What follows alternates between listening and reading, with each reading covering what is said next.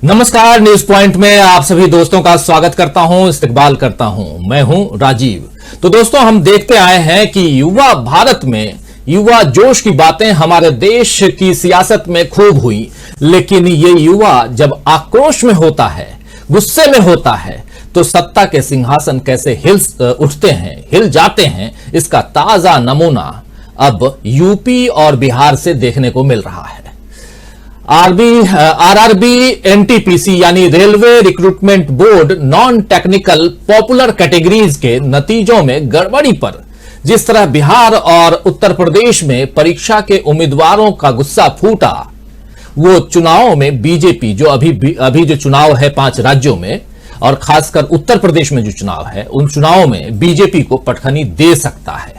ये बात शायद अब दिल्ली में बैठे लोग समझ रहे हैं और इसीलिए रेलवे यानी रेल मंत्रालय ने रेलवे की इन दोनों परीक्षाओं यानी कि एनटीपीसी और लेवल 1 को स्थगित कर दिया है और इस मुद्दे को लेकर रेल मंत्रालय ने एक कमेटी का भी गठन कर दिया है जो परीक्षा में पास और फेल हुए स्टूडेंट्स की बात ये कमेटी सुनेगी और इससे संबंधित रिपोर्ट रेल मंत्रालय को 16 फरवरी तक देगी।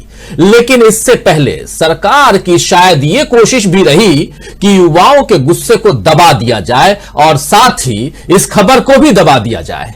लेकिन जो सोशल मीडिया बीजेपी को सत्ता में आने के लिए मददगार साबित हुआ है, उसी सोशल मीडिया की मदद से युवाओं के साथ हो रहे अन्याय की खबरें भी जो हैं वो जनता तक पहुंच रही हैं। सोशल मीडिया के जरिए ही देश के बाकी हिस्सों के लोगों को पता चला कि किस तरह छात्रों की बातें सुनने की जगह उन्हें चुप कराने की कोशिश हुई, लेकिन फिर भी छात्रों का गुस्सा फूटा और यह प्रदर्शन हिंसक भी हुआ। हालांकि हिंसा हर तरह से गलत है और लोग छात्रों को आपा न खोने की सलाह भी दे रहे हैं, कई नेता भी सलाह दे रहे हैं।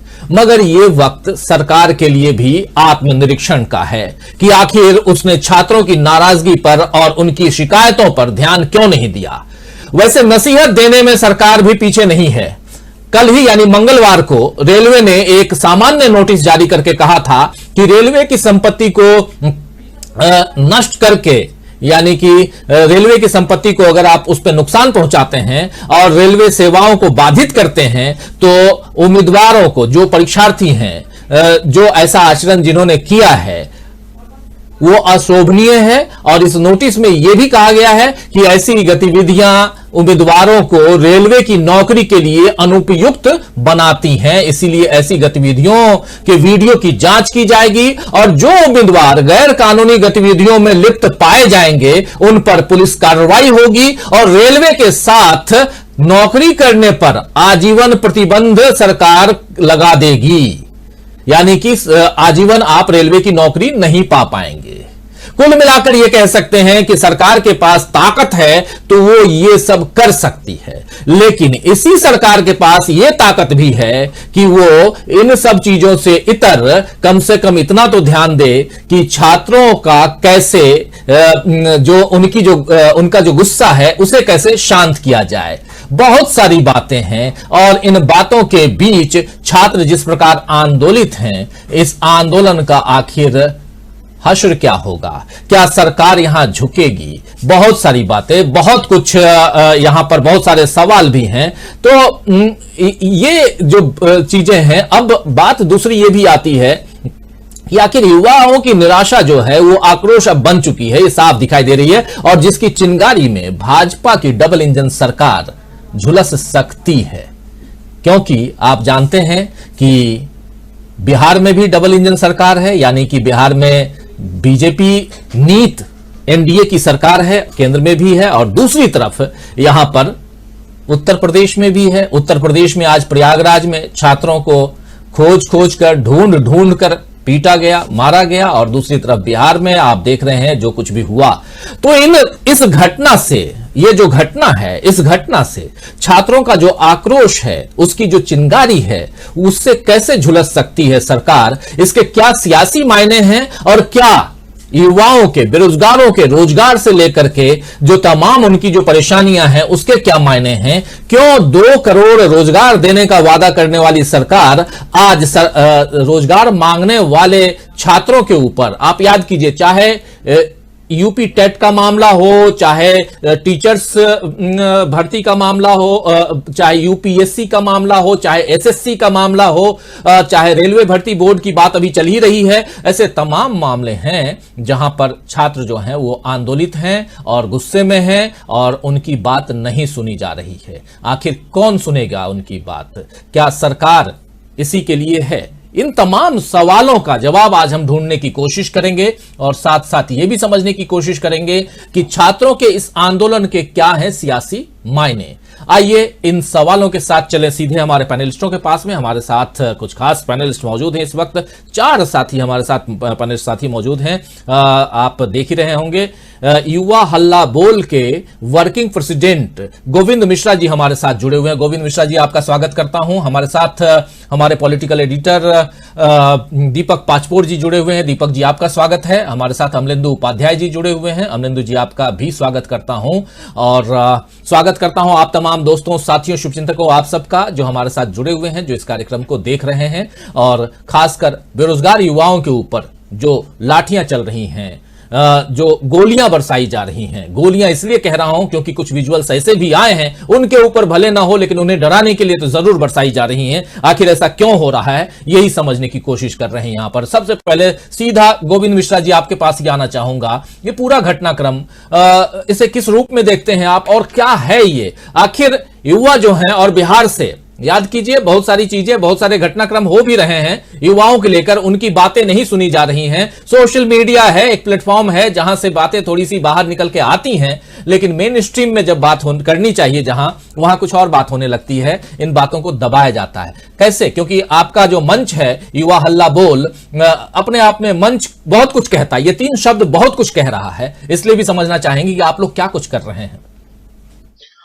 राजीव जी, ये बड़ा दुर्भाग्यपूर्ण है आज का दिन कि युवाओं के ऊपर देश के अंदर जो अपनी वाजिब मांगों के साथ प्रदर्शन कर रहे हैं, उनके ऊपर गोलियां चलाई जा रही हैं, उनके ऊपर पत्थर मारे जा रहे हैं, पिस्टल से निकाल करके लाठियों से पीटा जा रहा है, लेकिन उनकी मांगों पे ध्यान नहीं दिया जा रहा है। पिछले 3 साल से लगातार एक भर्ती के पीछे एक छात्र लगातार दिन रात पढ़ाई करता है, मरता रहता है। लगता है कि कोरोना की वजह से एग्जाम नहीं हो रहा है, उसको लगता है कभी चुनावों की वजह से उसका एग्जाम नहीं हो रहा है, और अंत में जब एग्जाम होता है तो उसके रिजल्ट में इतनी अनियमितताएं कि जिसका हद नहीं। तो ये एक तरह से छात्रों का 3 साल का गुस्सा है, जो 2019 के चुनाव से ठीक पहले वर्तमान सरकार ये 1,37,000 पदों पे नौकरी लेके आती है, और अभी तक पीयूष गोयल, मुझे बड़ी अच्छी तरीके से याद है, पीयूष गोयल जी ने प्रेस कॉन्फ्रेंस करके बड़े डंके की चोट पे कहा था कि अगले 2 साल में 4 लाख नौकरियां रेलवे से ही दे। रोजगार का बड़ा मुद्दा 2019 के चुनाव में था, वो युवाओं को लुभाने के लिए एक तो वादा कर दिया गया कि हम भर्ती करेंगे, लेकिन वो भर्ती अभी तक पेंडिंग है। सोचिए 2022 चल रहा है, अभी तक उन 2 भर्तियों में से एक का प्री दूसरी परीक्षा में बस डेट आया हुआ है। तो ये जो लगातार आज आपको सोशल मीडिया पे और देश भर में दिख रहा है, वो इन 3 साल के इंतजार का छात्रों का आक्रोश है। और सरकार इसको बड़ी बेदर्दी से, मतलब इसको लाठियां चलाने की जरूरत नहीं थी, उनको डंडे चलाने की जरूरत नहीं थी, उनके छात्रों की मांगों को सुनना चाहिए था। सरकार ने ऐसा नहीं किया और आप परिणाम देख रहे हैं। छात्रों की बड़ी वाजिब सी डिमांड थी कि जो आपने रिजल्ट निकाला है उसमें अनियमितताएं हैं। अनियमितताएं किस तरीके से कि आपने नोटिफिकेशन में अपने कहा था कि जितने पद हैं उसके 20 गुना छात्रों को हम प्री परीक्षा यानी CBT 1 में मौका देंगे, मतलब उनसे से पास करेंगे। अभी जब बात आया कि प्री परीक्षा में कितना पास आया, तो कई जगह रिपीट हुए। आप देखिए, एक ही पद पे एक ही छात्र को कई जगह पास कर दिया गया, मतलब वो 20 गुना न लेकर के बहुत कम संख्या, उसकी एग्जैक्ट संख्या तो अभी हमें पता नहीं चला है, लेकिन उसकी संख्या उतनी नहीं है। छात्रों की डिमांड थी कि आप 20 गुना यानी 35,000 वैकेंसी के माफिक 7 लाख लोगों को प्री परीक्षा में पास करें। दूसरी जो मांग छात्रों की है, जिसके लिए लोग प्रदर्शन कर रहे हैं, जो ग्रुप डी की परीक्षा थी, इनके नोटिफिकेशन में था कि ग्रुप डी की परीक्षा में हम एक एग्जाम लेंगे, उसके बाद स्किल टेस्ट होगा। स्किल टेस्ट मतलब उसमें रनिंग करवाएंगे, जिसके बाद लोगों का चयन होगा। अभी उन्होंने अपने नोटिफिकेशन को अमेंड करके नया रूल ला दिया है कि इसमें 2 परीक्षाएं होंगी, एक प्री परीक्षा होगा, फिर मेंस परीक्षा होगा, और इसके बाद उसके स्किल टेस्ट होगा। अब सोचिए, जो बच्चा लगातार 3 साल तक वेट करता रहा, अब उसको एक बार पहले प्री देना होगा, फिर मेंस देना होगा। तो ये तो 2024 की चुनाव तक नहीं कंप्लीट होने वाला है। तो छात्रों को इस बात का डर है कि हमारी भर्ती प्रक्रिया में और देरी होगी, जिसकी वजह से लोग आंदोलित है। और किसी भी गेम में ये तो रूल है कि किसी गेम के बीच में आप गेम का रूल नहीं चेंज कर सकते। अब एग्जाम के नोटिफिकेशन के बाद लोग उम्मीद में थे कि हो सकता है एग्जाम जो 22 का CBT 1 की परीक्षा होनी है, तो उम्मीद थी कि हो सकता है इस साल के अंत तक ज्वाइनिंग मिल जाए। लेकिन अभी इस तरह से जो प्रक्रियाओं को खींचा जा रहा है, तो छात्रों में ये लग रहा है कि ये अगले 2025 के चुनाव में, 24 के चुनाव में फिर वादा करेंगे कि हम अगली चुनाव हमें जितवा दो, हम ये भर्ती कंप्लीट करेंगे। तो ये आक्रोश का वजह है, मैं ठीक से हैंडल नहीं किया। जी, बहुत सारे, अब बहुत अच्छे ढंग से आप समझा रहे हैं कि क्या कुछ है, क्या कुछ हुआ है, और खासकर RBR NTPC जो एग्जाम है, इस एग्जाम में रेलवे रिक्रूटमेंट बोर्ड का जो एग्जाम है, इस एग्जाम में क्या कुछ धांधली और अनियमितता की जो बात, जिससे छात्र गुस्से में हैं, नाराज हैं और आंदोलित हैं। आज देखिए दोस्तों, आज 26 जनवरी गणतंत्र दिवस है, आज गणतंत्र दिवस, रिपब्लिक डे, और इस दिन अगर छात्रों के ऊपर गोलियां बरसाई जाएं, लाठियां बरसाई जाएं, पत्थर बरसाए जाएं, और इस ठंड में, उत्तर भारत में कड़ाके की ठंड पड़ रही है, और इस ठंड में अगर ढूंढ के उनको उनके हॉस्टल से निकालकर पीटा जाए, तो ये क्या कहेंगे? किस ढंग का लोकतंत्र हम देख रहे हैं, किस ढंग के लोकतंत्र में हम जी रहे हैं, ये समझने की कोशिश हम यहां कर रहे हैं, और इसके क्या सियासी मायने हैं, क्यों आखिर ऐसा हो रहा है। जो सरकार आती है, कहती है 2 करोड़ हर साल छात्रों को हम रोजगार देंगे, उन्हीं छात्रों की डिमांड, उनकी वाजिब डिमांड, आप 2 करोड़ मत कहिए, 2 लाख भी कहिए और ना भी कहिए, लेकिन ये वाजिब डिमांड है। जो पढ़ाई लिखाई करता है उसे रोजी रोटी के लिए रोजगार चाहिए, और अगर रोजगार आप नहीं दे सकते तो फिर आप सरकार में के लायक नहीं हैं, उस कुर्सी पर बैठने के लायक नहीं हैं। ये आम जन, सामान्य जनता ये बात कह उठेगी, कहेगी। लेकिन यहां सवाल यही उठता है कि आखिर ऐसा क्यों लोगों के क्यों छात्रों के ऊपर लाठियां बरसाई जा रही हैं। कुछ एक हालांकि चूंकि प्रदर्शन हिंसक हो गया, कुछ गाड़ियों में आगजनी की बात, कुछ जगह लाठी पत्थर डंडे की बात, ये तमाम विजुअल्स हो सकता है कि दूसरों को, बच्चे देखें उनको, बड़े देखें, बूढ़े देखें उनको, थोड़ा विचलित कर सकती हैं। इसलिए ऐसे विजुअल्स को हम यहां नहीं दिखा रहे हैं, लेकिन इस विषय पर चर्चा जरूर कर रहे हैं दोस्तों। इसलिए कर रहे हैं क्योंकि ये बहुत जरूरी विषय है। बेरोजगारी बहुत बड़ा मुद्दा है, और इस मुद्दे को क्यों सियासी दल छूना नहीं चाहते हैं, यह भी समझने की हम यहां कोशिश करेंगे। आइए, ये जब मसला चला तो वहां बिहार में एक कोचिंग सेंटर्स अलग अलग हैं, कोचिंग सेंटर्स के लोगों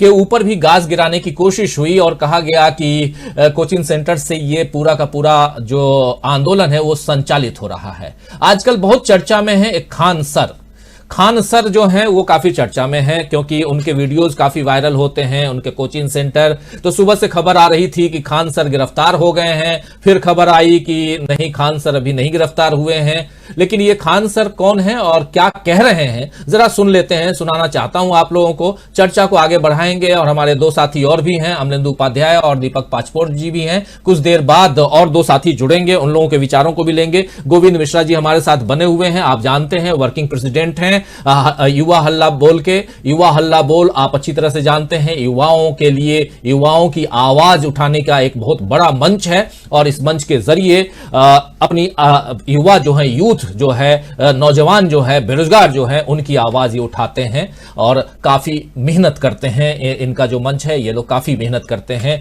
बहुत विपरीत परिस्थितियों में ये काम कर रहे हैं, और आज हमारे साथ हैं। ये हमारे लिए और हमारे दर्शकों के लिए बहुत अच्छी बात है कि आप हमारे साथ हैं, अपने विचारों को रख रहे हैं। आइए सुनते हैं खान सर क्या कह रहे हैं पटना से। आरआरबी ने जो अभी जो स्टेप लिया है, अगर ये उसको वो 18 तारीख को ले लेता है, जो हम लोगों ने 8 मिलियन ट्वीट कराया था, तो इतना उपद्रव नहीं होता। लड़कों ने भी जो किया आरा में वो गलत है, कहीं से भी हिंसा स्वीकार्य नहीं है। हम एज ए टीचर उसकी हम निंदा करते हैं, ये नहीं होना चाहिए।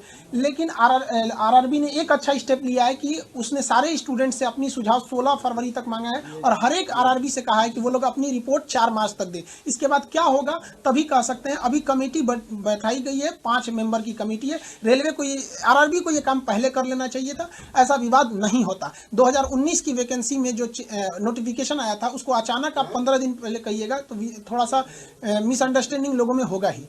लगता है कि मतलब ये भी बातें हो रही हैं कई जगहों पर कि खान सर ने या कुछ शिक्षकों ने प्रोवोक किया था। देखिए ये गलत बात है। ये कुछ जो ऐसे स्वतंत्र यूट्यूबर घूमते हैं ना, वो कुछ भी बोल देते हैं, ये उनकी प्रॉब्लम है। आप इसको समझिए। आप सब लोग चूंकि प्रतिष्ठित मीडिया से हैं, आप लोग की जिम्मेदारी बनती है कि आप मतलब चीज़ों को सही मायने में पहुंचाएं। देखिए हम लोग हैं जो रोक के रखे हैं। आप अगर हमारे चीज़ों को देखेंगे, हमारी यूट्यूब को 1 हफ्ते से फ्रीज कर दिया गया है। जो वीडियो डाल रहे हैं अगर उस पर आरआरबी लिख रहे हैं तो वो डिलीट कर दे रहा है। अभी भी हमारे वीडियो हम उसको डाले भी हैं यहाँ पर। हम लोग रोक के रखे हैं। अभी भी जयपुर के लड़के कह रहे थे जैसे हम लोग आज करेंगे आंदोलन, या फिर रेलवे का आज 26 जनवरी को। हमने सबको बंद कराया कि आज 26 जनवरी को कुछ नहीं होना चाहिए और रेलवे ने कमेटी जारी किया। रही बात खान सर ने किया तो एक काम करते हैं, हम चुप हो जाते हैं तो आंदोलन भी चुप हो जाना चाहिए। खुद पढ़े लिखे लोग हैं। डीएम साहब भी गए थे रेलवे में राजेंद्र नगर, उनका खुद का स्टेटमेंट है कि लीडरलेस ये आंदोलन चल रहा है। तो इसमें खान सर कहां से आ जाते हैं? लेकिन पटना डीएम का ये भी कहना है कि जो कुछ कोचिंग संस्थान है जिनके शिक्षक द्वारा ऐसा किया जा रहा है उसमें आपका भी नाम लिया गया है पटना डीएम द्वारा। देखिए पटना के डीएम साहब जो चंद्रशेखर सिंह जी बहुत सुलझे हुए इंसान है। उनका काम लॉ एंड ऑर्डर को मेंटेन करना है। वो अपने रिस्पॉन्सिबिलिटी को 100% निभा रहे हैं। उनके कहीं से भी कोई गलत नहीं है।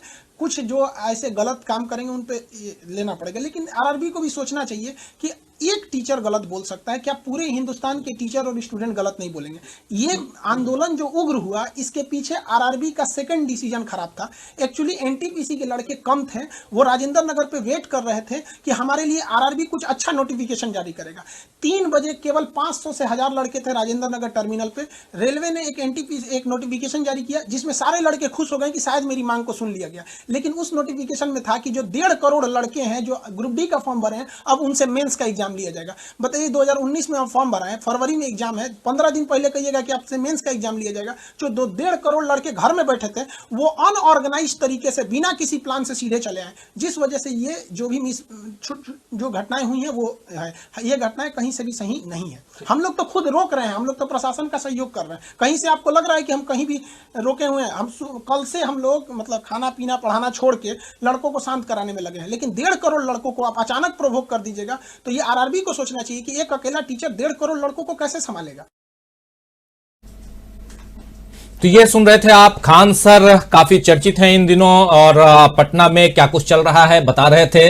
और पिछले दिनों क्या आज सुबह से खबर ये थी कि इनको गिरफ्तार कर लिया गया है, लेकिन मीडिया के बीच आकर के इन्होंने अपनी बातें रखी हैं। और कोचिंग सेंटर्स के द्वारा संचालित हो रहे हैं ये आंदोलन, छात्रों का गुस्सा जो है वो हिंसक हो गया है, ये तमाम बातें जो आ रही थी उस पर विराम लगाने की कोशिश ये बता रहे थे कि क्या कुछ। एक बाइट और सुनाना चाहूंगा और वो बाइट युवा मंच जो युवा हल्ला बोल जो मंच है इनके यानी कि वर्किंग प्रेसिडेंट हमारे साथ में अभी हैं गोविंद मिश्रा जी, लेकिन प्रेसिडेंट जो हैं यानी अनुपम जी उन्होंने क्या कुछ कहा है आइए वो भी सुनते हैं और फिर इस चर्चा को आगे बढ़ाएंगे, क्योंकि ये बहुत ही महत्वपूर्ण मुद्दा है। और इसलिए भी महत्वपूर्ण है क्योंकि छात्रों का मामला है, बेरोजगारों का मामला है, युवाओं का मामला है। और आप याद कीजिए कि 2014 में जब मोदी जी वोट मांगते थे तो कहते थे इस देश में 60% युवा हैं और उन युवाओं को ही टारगेट। और अभी भी वही युवा जो हैं वोट बैंक तो आपके हैं, लेकिन क्या उनके लिए आप रोजी रोटी का साधन जुटा नहीं सकते हैं? ये बहुत बड़ा सवाल है। चुनाव सिर पे है। ये युवा जो हैं, ये यूथ किधर जाएंगे ये भी समझेंगे और युवा क्या बोलते हैं ये भी जानेंगे। आइए सुनते हैं अनुपम क्या कुछ कह रहे हैं। रेलवे भर्ती में सरकार के रवैये से असंतुष्ट युवा प्रदर्शन कर रहे हैं। हमने भी रेल मंत्री जी को कल पत्र लिखकर 2 प्रमुख मांगों से उनको अवगत कराया था। आज सरकार ने 5 रेलवे अधिकारियों की एक कमेटी गठित कर दी गई है। ये कहा है कि 4 मार्च तक यह कमेटी अपनी सिफारिश देगी।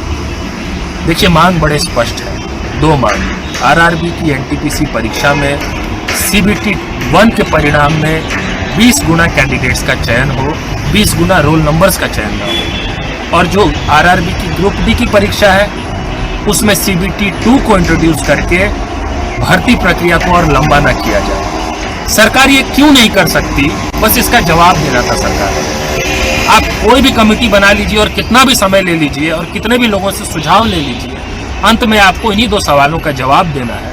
सरकार को इन 2 सवालों के जवाब देने थे, इन 2 मांगों को पूरा क्यों नहीं कर सकती ये बताना था। इसके बजाय कमेटी बना के गोली देना, समय लेना और जानबूझ के 4 मार्च तक का समय लेना, उसके पीछे भी अगर ध्यान ये है कि उत्तर प्रदेश में तब तक चुनाव लगभग पूरे होने को होंगे, तो ये गलत बात है। ये तिकड़मबाजी आप बंद कर दीजिए। हमारी मांग सीधी है आपसे कि आप हमारी इन आरआरबी, एनटीपीसी और ग्रुप डी से संबंधित 2 मांगों पर अपना स्पष्टीकरण दें, अपना जवाब दें। जिन बेरोजगार युवाओं पर मुकदमे किए गए हैं उनको आप वापस लें। जिनको आपकी पुलिस ने चोटिल किया है, घायल किया है, उनके इलाज का आप प्रबंध कराएं और इस कमेटी को हम पूरी तरह से खारिज करते हैं। तो ये थे अनुपम युवा हल्ला बोल के प्रेसिडेंट हैं और उनके वर्किंग प्रेसिडेंट हमारे साथ जुड़े हुए हैं गोविंद मिश्रा जी, और साथ में हमारे 2 साथी हैं डॉक्टर दीपक पाचपोर जी, हमारे पॉलिटिकल एडिटर, और हमारे ऑनलाइन एडिटर अमलेंदु उपाध्याय जी।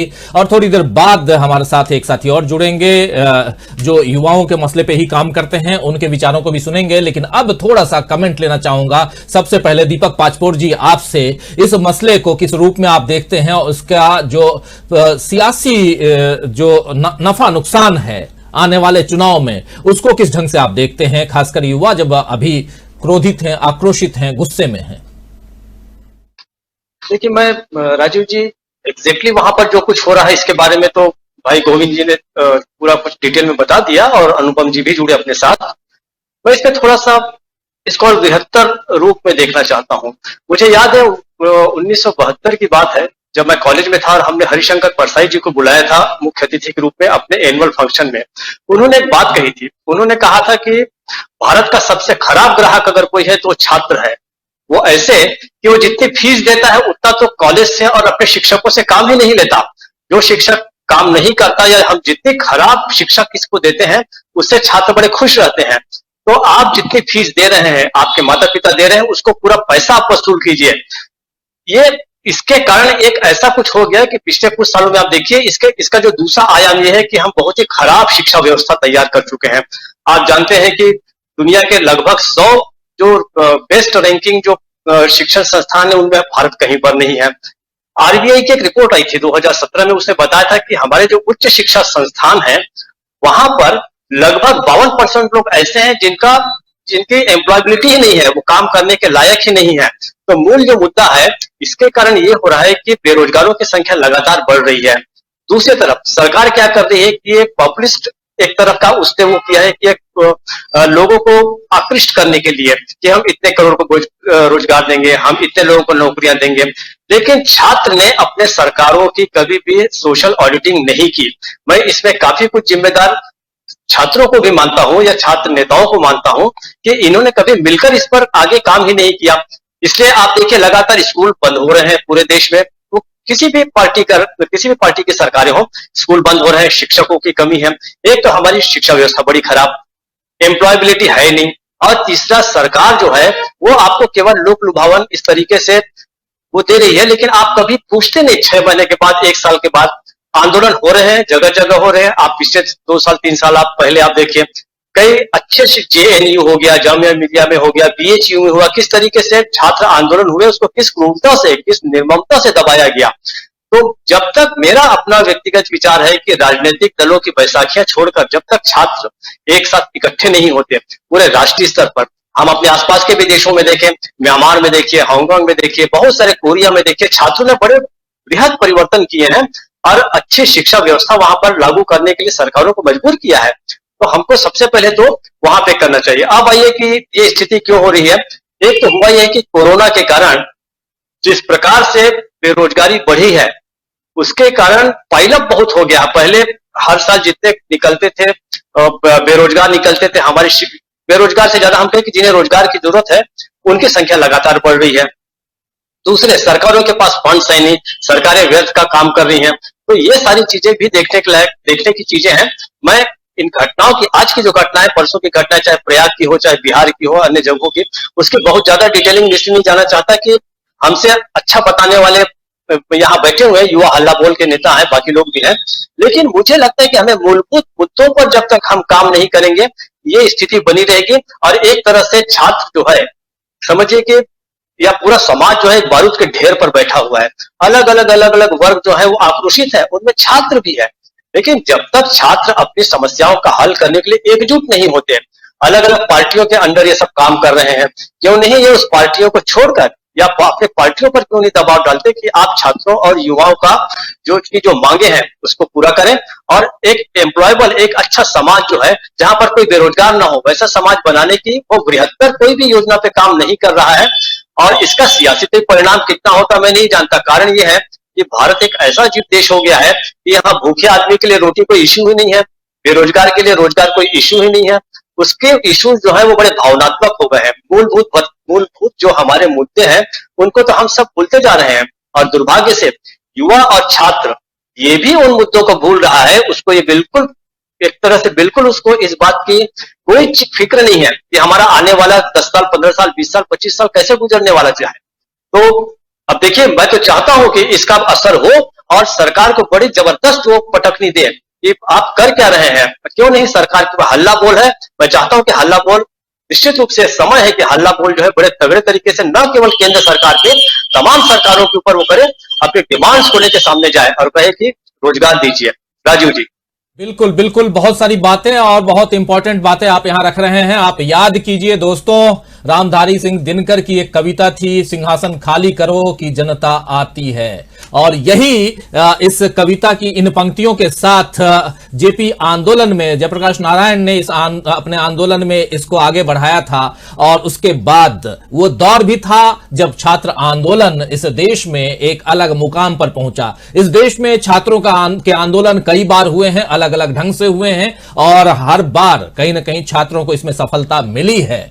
आज छात्र आक्रोशित हैं, गुस्से में हैं। बेरोजगार नौजवान, छात्र न भी कहें तो ये बेरोजगार तो कह ही सकते हैं, क्योंकि जो उम्मीद में, जिस आस में पढ़ाई लिखाई के बाद में आगे रोजी रोटी की तलाश में जब आगे निकलते हैं और एग्जाम देते हैं, और उसके बाद एग्जाम देने के बाद रिजल्ट, एक तो पहले तो एग्जाम में देरी, कई बार बहुत सारे साथी हमारे जो हमारे साथ लाइव जुड़ते हैं, इस कार्यक्रम को देखते हैं, कमेंट बॉक्स में कमेंट भी करते हैं, वो कई बार लिखते हैं, बोलते भी हैं कि बेरोजगारी पे बात कीजिए, इस एग्जाम के बारे में बात कीजिए, उस एग्जाम के बारे में बात कीजिए, लेकिन कई हम लोग नहीं कर पाते हैं कई बार, क्योंकि यहाँ सियासी पचड़े इतने हैं। आज ही शाम को जब हम इस कार्यक्रम की तैयारी कर रहे थे, तब मेन स्ट्रीम कई सारे मीडिया चैनलों पर अमित शाह ने जाट नेताओं से मुलाकात की और उसके इफ एंड बट निकालने की कोशिश में आज पूरी की पूरी शाम, गणतंत्र दिवस की शाम जा रही है। लेकिन इतनी बड़ी घटना घट गई,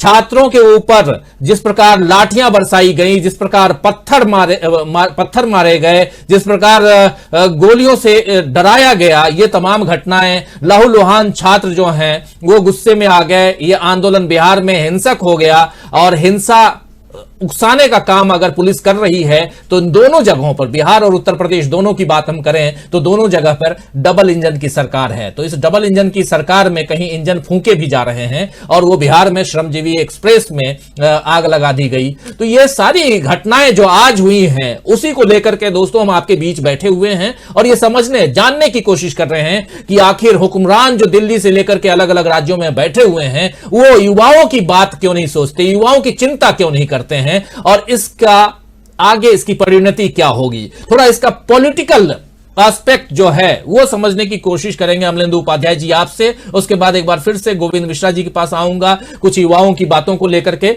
लेकिन उत्तर प्रदेश में आज सुबह सुबह खबर आई, प्रयागराज में हॉस्टल्स में घुस करके पुलिस ने लाठियां बरसाई, और बहुत सारे विजुअल सोशल मीडिया पर हैं। इसके बाद की क्या प्रतिक्रियाएं हैं अमलेंदु जी, और क्या कुछ चुनाव पर इसका असर दिखाई देगा क्या? देखिए राजीव जी, मुझे लगता है कि निश्चित तौर पे चुनाव पे इसका असर दिखाई। अमलेंदु जी की आवाज कट रही है फिर से जी। वायरल हो रहे हैं, और छात्रों की जिस तरीके से अमलेंदु जी की आवाज ठीक नहीं आ रही है, थोड़ा कट रही है। अमलेंदु जी आप तक आएंगे, मैं कहूंगा रिकनेक्ट होइए आप दोबारा, फिर से जुड़िए हमारे साथ, थोड़ा कोशिश कीजिए। हमारे प्रोड्यूसर से भी कहूंगा कि आपको जरा कनेक्ट करें। लेकिन गोविंद मिश्रा जी आपके पास आना चाहूंगा। बहुत सारी बातें हम कर रहे हैं और नौजवानों, युवाओं, बेरोजगारों की बात, इन सब की जुबान बने हुए हैं आप लोग और अपने मंच के जरिए इनकी आवाज उठाते रहे हैं। जरा ये बताइए कि ये जो परेशानियां चल रही हैं, ना सिर्फ ये तो ठीक है रेलवे भर्ती बोर्ड की बात है, लेकिन तमाम भर्ती बोर्ड अलग अलग, चाहे एयरफोर्स हो, कई साथी लिख भी रहे हैं, एयरफोर्स हो, नेवी हो कि और भी कुछ दूसरे हैं, एसएससी हो, कई जगह अलग अलग ढंग से। फिर निजीकरण की बारी भी आ गई। बैंकिंग, आप याद कीजिए बिहार में 2 परीक्षा, खासकर बैंकिंग की परीक्षा और रेलवे भर्ती की बोर्ड की परीक्षा, इन दोनों परीक्षाओं के पीछे छात्र जो हैं 10वीं क्लास पास होने के बाद, मैट्रिकुलेशन के बाद से ही लगे रहते हैं और एक इच्छा रहती है कि किसी भी तरह नौकरी पालें। और अब तो वहां भी लाले पड़ रहे हैं। जिस प्रकार बैंक्स जो हैं वो निजी हाथों में जा रहे हैं, रेलवे की आधी संपत्ति निजी हाथों में चली गई। इसके बाद अब जो थोड़ी सी बची खुची नौकरियां हैं उस पर भी अगर इस ढंग की बातें हो, अभी आप बता ही रहे थे कि कहा गया कि प्री जो है उसमें 20 गुना ज्यादा, मतलब कि अगर एक की जगह पे 20 छात्रों को हम या 20 बेरोजगारों को हम लेकर के आएंगे, उसके बाद फिर आगे की परीक्षा होगी, उसके बाद फिर स्क्रूटनी होगी, ये तमाम एक प्रोसेस है, उस प्रोसेस के जरिए आगे बढ़ेंगे। लेकिन यहां तो स्थिति ये हो गई है कि जो जहां जैसे है वो वहीं से लपक लो और अपने लोगों को बैठा दो। क्या यहां कुछ भ्रष्टाचार की बू भी आ रही है? क्या आपको क्या लगता है यहां भ्रष्टाचार भी है? अनियमितता की जो हम बात कर रहे हैं वो अनियमितता किस ढंग से है? ये रेलवे भर्ती बोर्ड की बात और उसके अलावा जो दूसरे जो भर्ती बोर्ड हैं, दूसरी जो परीक्षाएं हैं और जिसमें खासकर जो निजी हाथों में लोग जा रहे हैं, दे रहे हैं, जो सरकारी संपत्तियां जा रही हैं, सरकारी ऐसे ऑर्गेनाइजेशंस जा रहे हैं, उस पर आप लोग क्या कह रहे हैं? आप लोगों की क्या आगे भी कुछ आवाज उठाने की मंशा है क्या? ये जरा समझाइए।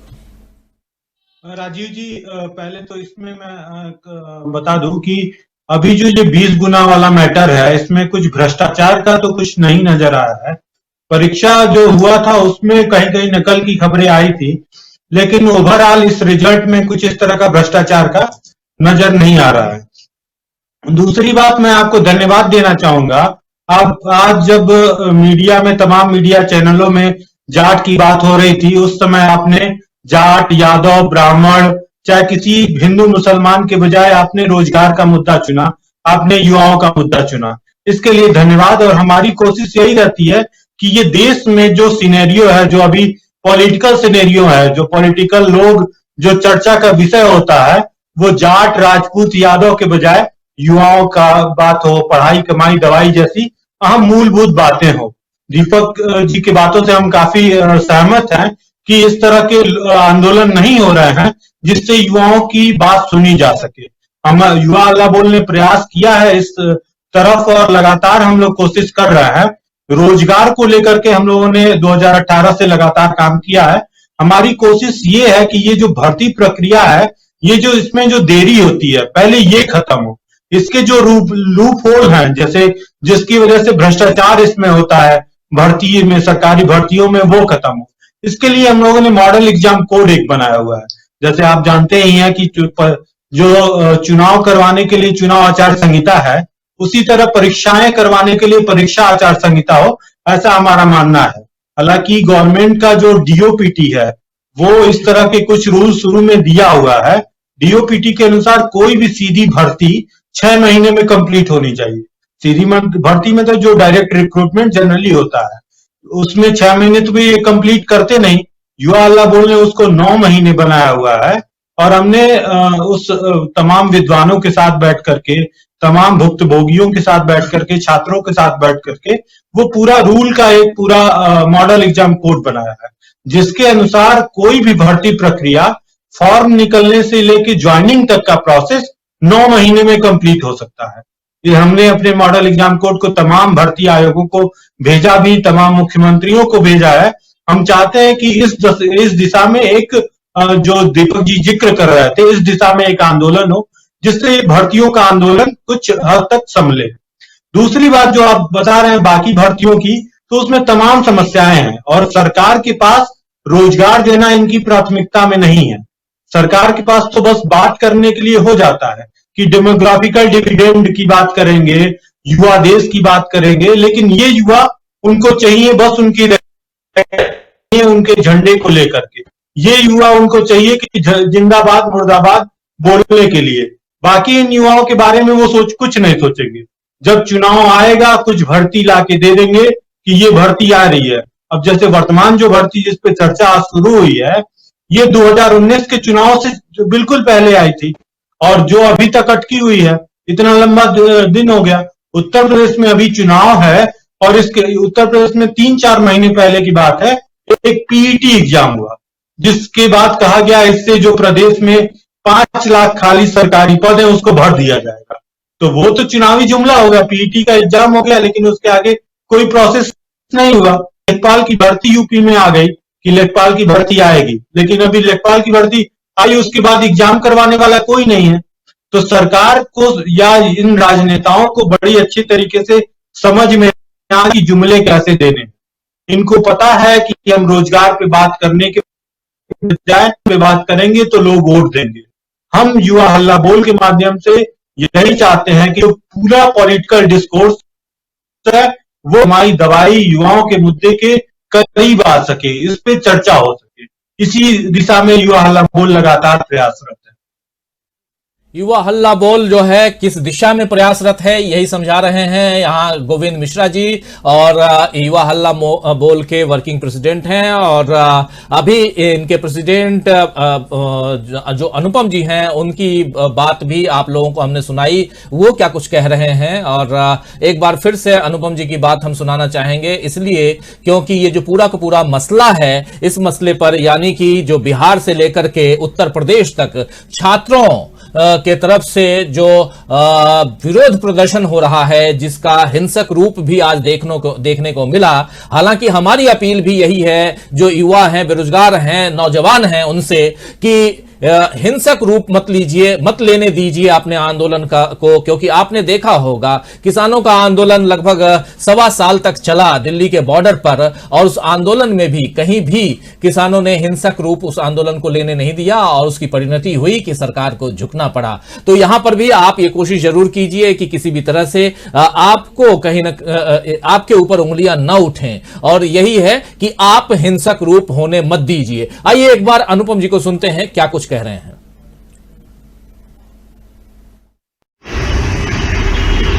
रेलवे भर्ती में सरकार के रवैये से असंतुष्ट युवा प्रदर्शन कर रहे हैं। हमने भी रेल मंत्री जी को कल पत्र लिखकर 2 प्रमुख मांगों से उनको अवगत कराया था।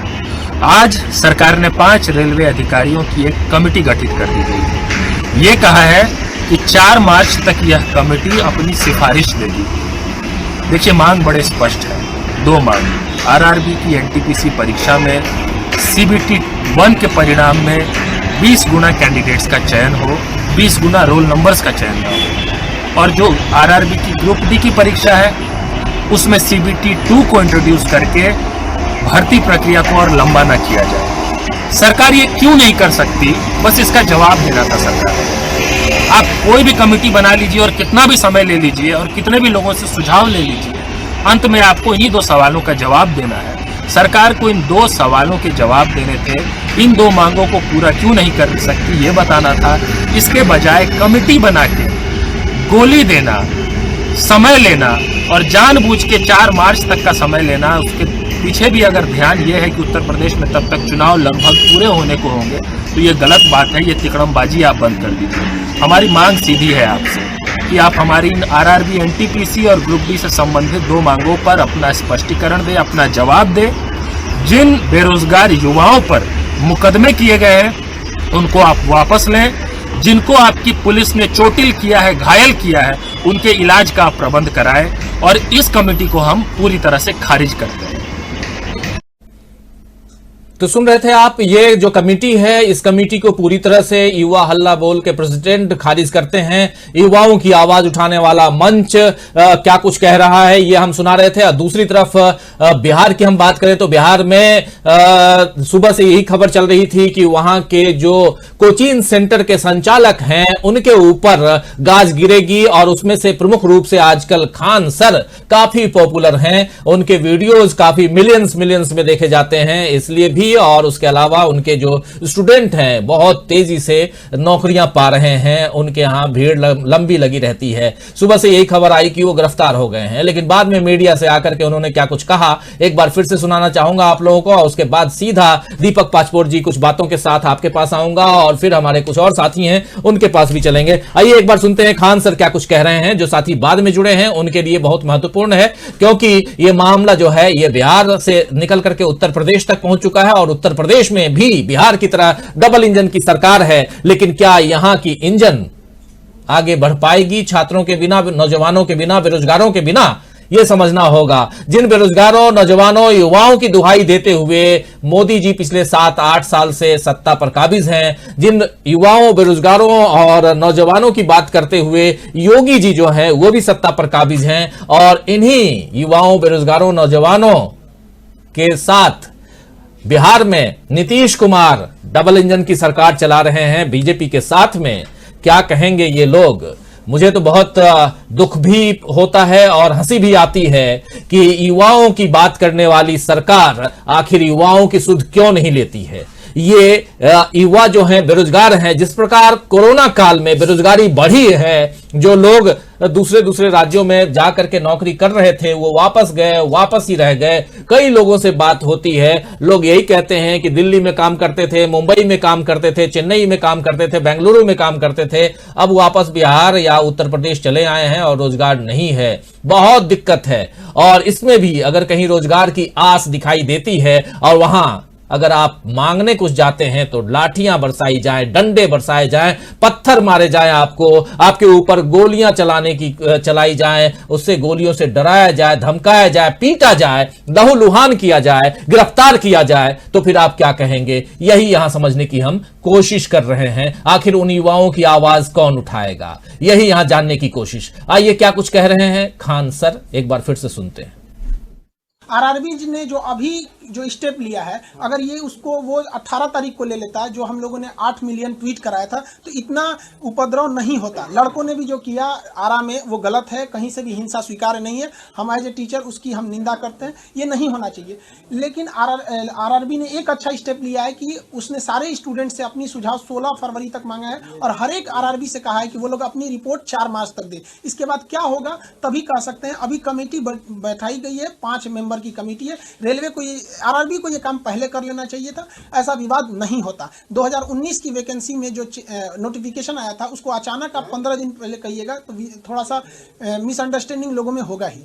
मुझे लगता है कि मतलब ये भी बातें हो रही हैं कई जगहों पर कि खान सर ने या कुछ शिक्षकों ने प्रोवोक किया था। देखिए ये गलत बात है। ये कुछ जो ऐसे स्वतंत्र यूट्यूबर घूमते हैं ना, वो कुछ भी बोल देते हैं, ये उनकी प्रॉब्लम है। आप इसको समझिए। आप सब लोग चूंकि प्रतिष्ठित मीडिया से हैं, आप लोग की जिम्मेदारी बनती है कि आप मतलब चीज़ों को सही मायने में पहुंचाएं। देखिए हम लोग हैं जो रोक के रखे हैं। आप अगर हमारे चीज़ों को देखेंगे, हमारे यूट्यूब को 1 हफ्ते से फ्रीज कर दिया गया है। जो वीडियो डाल रहे हैं अगर उस पर आरआरबी लिख रहे हैं तो वो डिलीट कर दे रहा है। अभी भी हमारे वीडियो हम उसको डाले भी हैं यहाँ पर। हम लोग रोक के रखे हैं। अभी भी जयपुर के लड़के कह रहे थे जैसे हम लोग आज करेंगे आंदोलन, या फिर रेलवे का आज 26 जनवरी को। हमने सबको बंद कराया कि आज 26 जनवरी को कुछ नहीं होना चाहिए, और रेलवे ने कमेटी जारी किया है। रही बात खान सर ने किया है, तो एक काम करते हैं, हम चुप हो जाते हैं तो आंदोलन भी चुप हो जाना चाहिए। खुद पढ़े लिखे लोग हैं। डीएम साहब भी गए थे रेलवे में राजेंद्र नगर, उनका खुद का स्टेटमेंट है कि लीडरलेस ये आंदोलन चल रहा है। तो इसमें खान सर कहां से आ जाते हैं? लेकिन पटना डीएम का ये भी कहना है कि जो कुछ कोचिंग संस्थान है जिनके शिक्षक द्वारा ऐसा किया जा रहा है, उसमें आपका भी नाम लिया गया है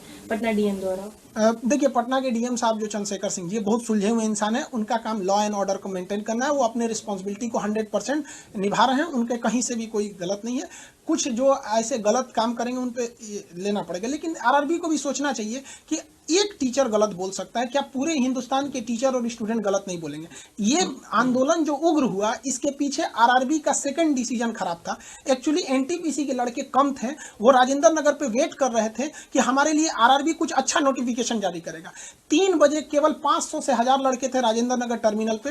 रेलवे ने एक नोटिफिकेशन जारी किया जिसमें सारे लड़के खुश हो गए कि शायद मेरी मांग को सुन लिया गया, लेकिन उस नोटिफिकेशन में था कि जो 1.5 करोड़ लड़के हैं जो ग्रुप डी का फॉर्म भरे हैं, अब उनसे मेंस का एग्जाम लिया जाएगा। बताइए, 2019 में हम फॉर्म भरा है, फरवरी में एग्जाम है, 15 दिन पहले कहिएगा कि आपसे मेंस का एग्जाम लिया जाएगा। जो 1.5 करोड़ लड़के घर में बैठे थे, वो अनऑर्गेनाइज तरीके से बिना किसी प्लान से सीधे चले आए, जिस वजह से ये जो भी जो घटनाएं हुई हैं वो है, ये घटनाएं कहीं से भी सही नहीं है। हम लोग तो खुद रोक रहे हैं, हम लोग तो प्रशासन का सहयोग कर रहे हैं। कहीं से आपको लग रहा है कि हम कहीं भी रोके हुए हैं? हम कल से हम लोग मतलब खाना पीना पढ़ाना छोड़ के लड़कों को शांत कराने में लगे हैं, लेकिन 1.5 करोड़ लड़कों को आप अचानक प्रोवोक कर दीजिएगा तो ये आरआरबी को सोचना चाहिए कि एक अकेला टीचर 1.5 करोड़ लड़कों को कैसे संभालेगा।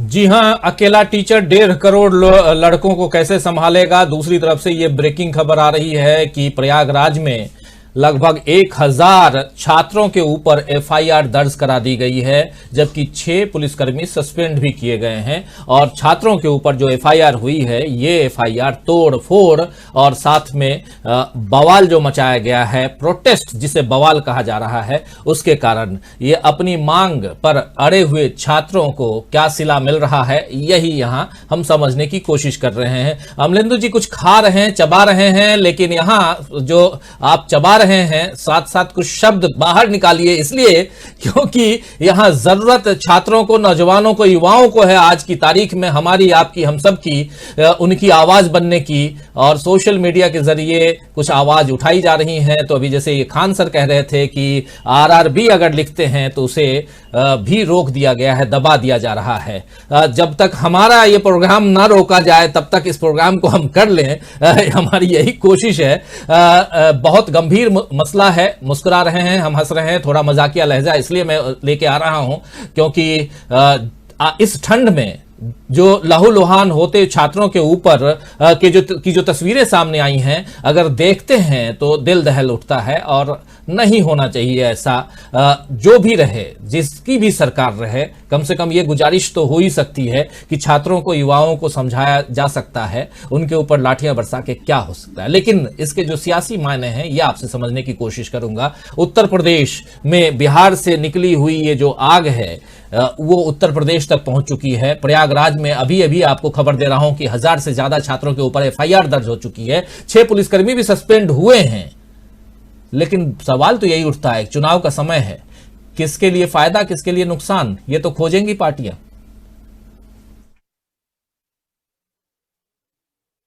आपका सवाल किससे है? अमलेंदु जी, आवाज नहीं आ रही आपकी। अमलेंदु जी, आपकी आवाज नहीं आ रही है। चलिए, नहीं, आवाज नहीं आ रही है। अमलेंदु जी ऐड करना चाहूंगा। गोविंद मिश्रा जी जो आप अभी जिक्र कर रहे हैं कि 1000 छात्रों पे मुकदमे दर्ज किए गए हैं। अभी कुछ दिन पहले, मतलब बीते 5 जनवरी को इलाहाबाद में प्रदर्शन हुआ था। छात्र सड़कों पे ताली थाली लेके निकल गए थे और उनकी मांग यही थी कि रेलवे की परीक्षाएं करवाई जाए, रिजल्ट जारी किया जाए, शिक्षक भर्ती लाई जाए और तमाम ऐसी मांगों को, रोजगार के मांग थे। तो ये ताली थाली बजाना, जिसके ऊपर मुकदमे हो रहा है, ये तो हमारे प्रधानमंत्री ने सिखाया है कि कोई भी मांग होगी, कोई भी जन सरोकार के मुद्दे होंगे तो ताली थाली के साथ उसको पेश करेंगे आप, उसके ऊपर कुछ ना कुछ। अब कोरोना जैसी महामारी जब ताली थाली से भग सकती है तो हो सकता है बेरोजगारी भी ताली थाली से भग जाए। तो उस दिन प्रदर्शन हुआ, छात्र सड़कों पे निकले और 600 छात्रों पे मुकदमे दर्ज हो गए। अभी आप बता ही रहे हैं कि 1000 छात्रों पे अभी मुकदमे दर्ज हो गए हैं। तमाम जगहों पे जहां पे रेलवे के छात्र प्रदर्शन कर रहे हैं वहां मुकदमे दर्ज हो गए। हर जगह तो आंदोलन हिंसक नहीं है ना, कुछ जगह हुआ है जो नहीं होना चाहिए। हम मानते हैं कि आंदोलन हिंसक नहीं होना चाहिए और इसमें भी सरकार की गलती है। अगर समय रहते वो छात्रों की इन मांगों को हैंडल कर लेते। अभी भी जैसे आंदोलन हो ही रहा है लेकिन उसको ठीक हैंडल नहीं, तो ये सरकार की गलती है। सरकार इसमें पूरी तरह से दोषी है। जो हंगामे हो रहे हैं, अब आप बताइए, जो आप बता रहे हैं कि इलाहाबाद में कुछ सिपाहियों के ऊपर भी कुछ एक्शन लिया गया है, तो आखिर में वो सिपाही किसके आदेश से पहुंच गए थे? और ये किस सर्च ऑपरेशन में, किस अधिकार में, किस संविधान में ये लिखा गया है कि आप कोई सर्च ऑपरेशन करने के लिए आधी रात में जाकर के रूम से निकाल करके डंडे बरसाएंगे तब आपकी जांच पूरा होगी? भाई उसका कोई नोटिफिकेशन आपने निकाला कि ये जांच करने जा रहा है जिसमें हम कमरों से घसीट घसीट के पीटेंगे, हम गोली चलाने जा रहे हैं, इसका कोई नोटिफिकेशन आया? तो ये जितने नियम, रेगुलेशन, मुकदमे, ये सरकार अपने पास एक कठपुतली की तरह बांधे हुई है और डराने के लिए, धमकाने के लिए हमेशा यूज होता है। जो पहले सुनाई देता था कि ना कि सीबीआई की जांच बैठा देंगे किसी पॉलिटिकल लीडर्स पे प्रोटेस्ट करने पे या फिर कुछ बात करने पे, तो वही अब उनके साथ हो रहा है। छात्र अपनी जमीन मांगे, रोजगार मांगने जाएंगे तो ये मुकदमे कर देंगे। यूपी में तो खुलेआम धमकी दी जाती है कि कोई भी प्रदर्शन करने निकला तो करियर खत्म, उसमें मुकदमे कर दिए जाएंगे और तमाम धमकियां दी जाती है। लेकिन इन छात्रों की वेदना को ये समझ नहीं रहे हैं। छात्र इतना मजबूर है कि उसके पास कुछ नहीं बचा है। आप मुकदमे करना है, जो करना है वो करो। उनके पास एक खाली जेब है और खाली पेट है, इसके अलावा उनके पास कुछ नहीं है। इन दोनों के लिए वो लगातार लगे हुए हैं, जैसे भी संघर्ष करेंगे, जितने मुकदमे लादने हैं ला दिए। जी बिल्कुल, संघर्ष 600 फिर अभी 1000, लेकिन मात्र 6 पुलिसकर्मी निलंबित किए गए, सस्पेंड किए गए हैं। और ये पुलिसकर्मी आखिर किसके हैं, ये भी बड़ा सवाल है, आप सब अच्छी तरह से जानते हैं। लेकिन बिहार के सीतामढ़ी से, पटना से, गया से, तमाम जगहों से जो अलग अलग तस्वीरें सामने आई हैं, वो तस्वीरें भयावह हैं छात्रों के ऊपर। और उसमें भी आज दोस्तों रिपब्लिक डे है, गणतंत्र दिवस है, आज राष्ट्रीय पर्व है। हम लोग जय हिंद का नारा बुलंद करते हैं, आज तिरंगा को सलामी देते हैं आज हम, और अपने संविधान को अंगीकार करने का दिन है आज। और उसके बाद आप समझिए कि क्या कुछ हमारे देश में, हमारा देश गणतंत्र हुआ, और इसी गणतंत्र में गण कहां है, तंत्र कहां है, और दोनों के बीच द्वंद्व क्यों है, ये समझने की हम यहां कोशिश कर रहे हैं। एक बार फिर से हमारे पॉलिटिकल एडिटर दीपक पाचपोर जी के पास में आना चाहूंगा। दीपक जी, इसके जरा सियासी मायने में ढूंढने, हालांकि चाह रहा था कि अमलेंदु उपाध्याय जी से बात हो, और आज बार बार हो ये रहा है कि बहुत सारे जो नेटवर्क हैं वो डाउन हैं, और हालांकि आज नेटवर्क डाउन नहीं होना चाहिए था, लेकिन नेटवर्क डाउन है, अब क्या कर सकते हैं। अमलेंदु जी आ गए, अमलेंदु जी, मेरी आवाज आप तक आ रही है? जी हाँ, बिल्कुल आ रही है। अमलेंदु जी, प्रयागराज बहुत नजदीक से आप जानते हैं, बहुत अच्छी तरह से जानते हैं। प्रयागराज जो है एक ऐसे भी धुरी है छात्रों के आंदोलन को लेकर के, छात्रों के भविष्य को लेकर के, और वहां से काफी साहित्यकार, पत्रकार भी निकले और आंदोलन भी कई निकले वहां से। उसी प्रयागराज में बिहार से होती हुई जो ये पूरा का पूरा जो प्रोटेस्ट होता हुआ बिहार से प्रयागराज तक पहुंचा, और अब तो कहा जा रहा है कि पूरे देश में फैल रहा है। हमारे कुछ साथी लिख भी रहे हैं।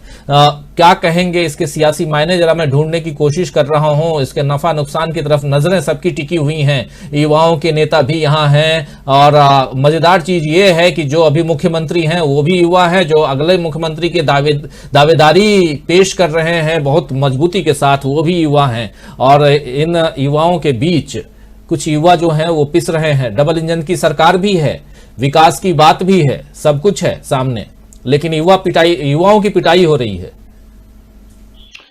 देखिए राजीव जी, एक तो बिहार में डबल इंजन की नहीं बल्कि ट्रिपल इंजन की सरकार है बिहार की सरकार। तो वहां तो ट्रिपल इंजन है, डबल इंजन की तो यूपी में सरकार है। और जो चिंगारी बिहार से चल के यूपी तक आती है, उसकी परिणति जो है इमरजेंसी के तरीके से हुआ करती है, फिर वो आंदोलन उसी तरीके से उठा करता है। इतिहास अभी तक तो यही बताता रहा है। दीपक जी बैठे हुए हैं, और चूंकि सन 72 में दीपक जी जब ग्रेजुएशन कर रहे थे, तो दीपक जी के सामने वो सारी चीजें बिल्कुल स्पष्ट होंगी, सामने होंगी कि बिहार से जब आंदोलन शुरू हुआ और जेपी जब इलाहाबाद यूनिवर्सिटी में पहुंचे और वहां पूरे देश भर के छात्रों को इकट्ठा करके उन्होंने जब वहां संबोधन किया, उसके बाद जो था ये आंदोलन पूरे देश भर में फैला। और फिर उसके बाद जो थी वो नौबत ये आई कि इमरजेंसी इंदिरा गांधी जी को लगानी पड़ी और फिर सत्ता से वापसी हो गई।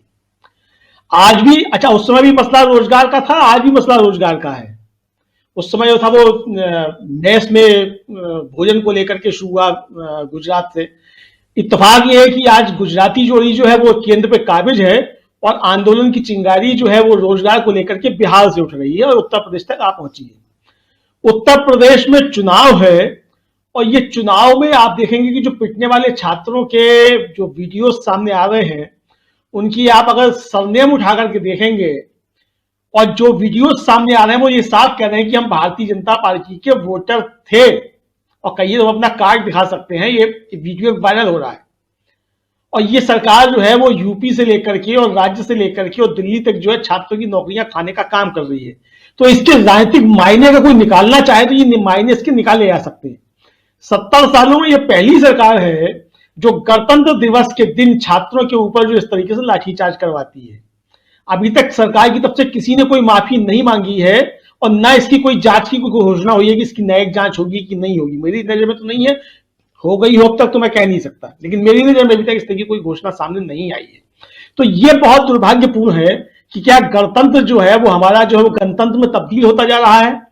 क्या अब इस गणतंत्र में जो है अपने अधिकारों की आवाज उठाना भी अब जो है वो जायज नहीं है। ये सवाल जो है जब 73वां गणतंत्र दिवस हम मना रहे हैं तो ये मौजूद हो जाते हैं और ये सवाल जो निश्चित तौर पर उठ रहे हैं।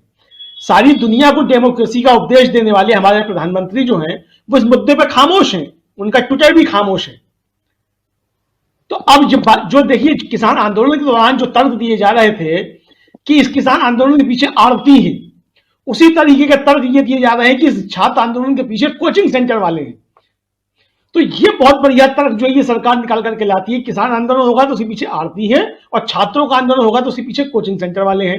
तो सवाल ये भी उठ सकता है कि अगर कोचिंग सेंटर वाले इतने ताकतवर हो गए हैं तो कोचिंग सेंटर वालों को इतना ताकतवर बनाया किस व्यवस्था ने।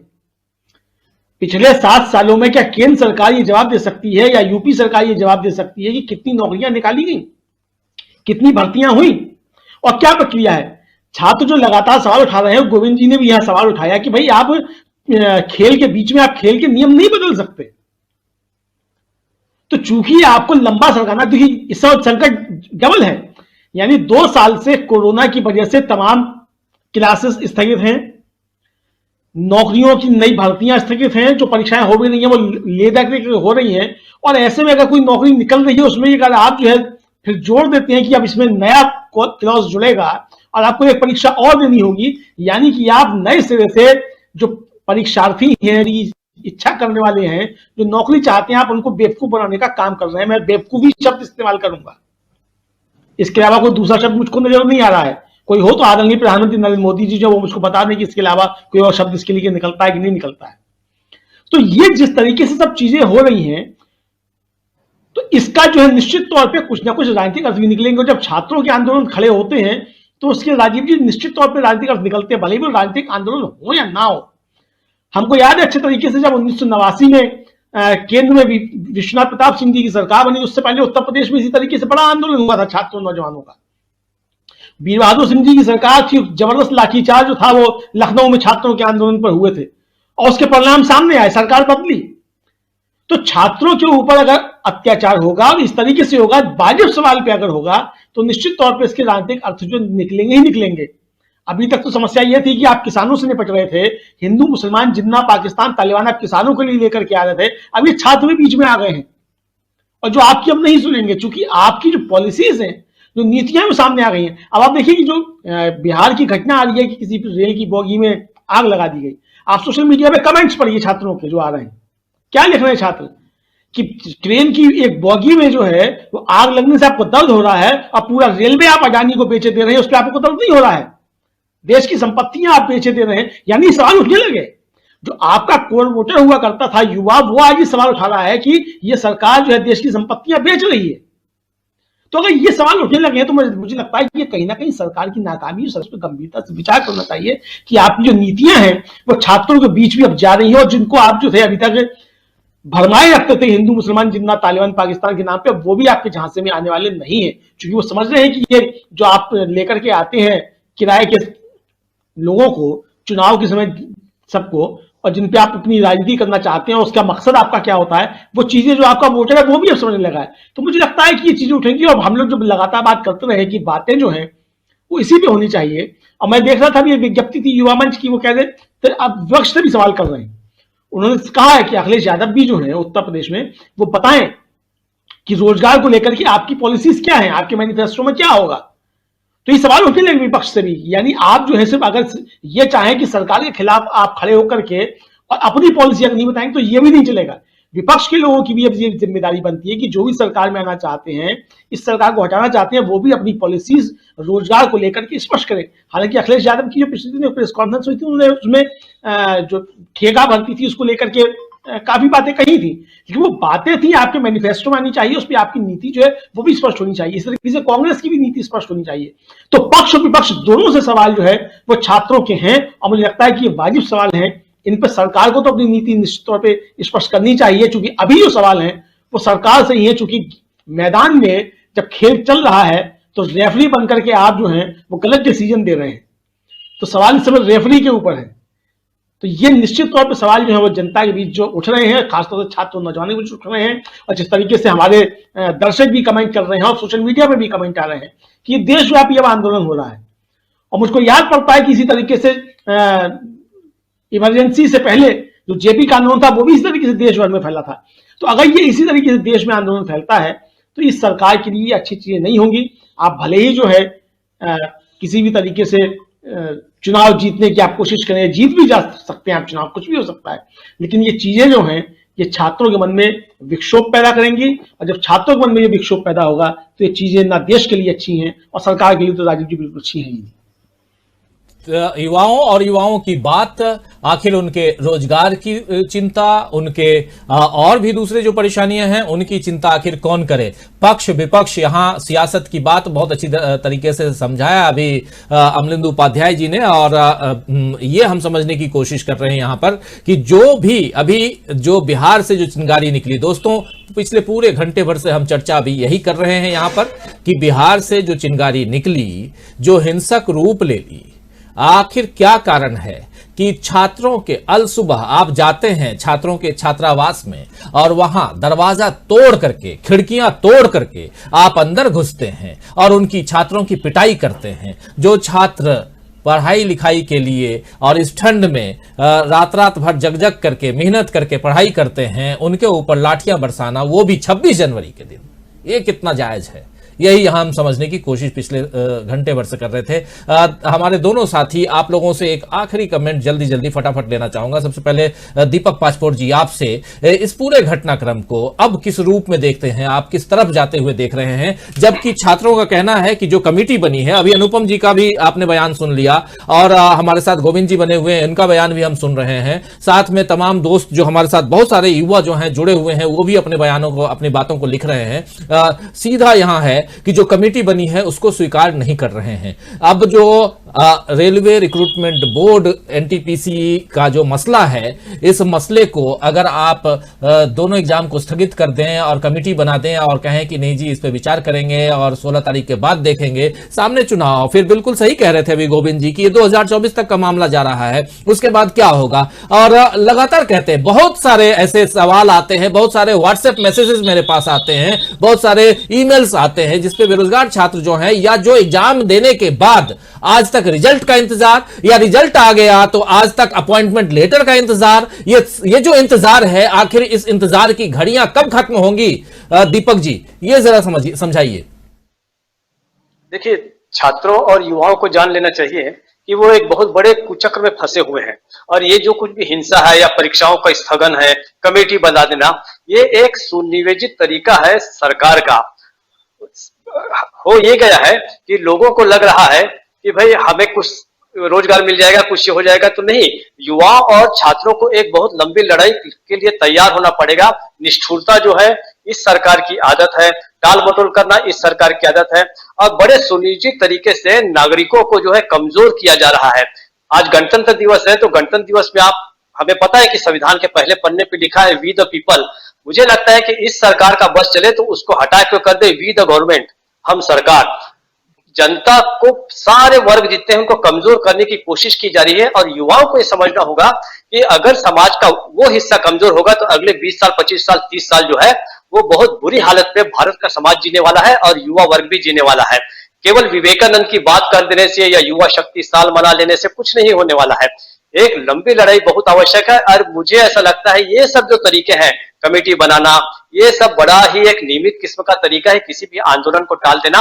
गोविंद जी सही कह रहे हैं कि ये चुनाव को देखते हुए है और मुझे लगता है कि छात्रों को, युवाओं को अड़े जाना चाहिए। रोजगार की बात करें, ये सबसे पहले तो उन्हें इस भ्रम से बाहर निकलना पड़ेगा।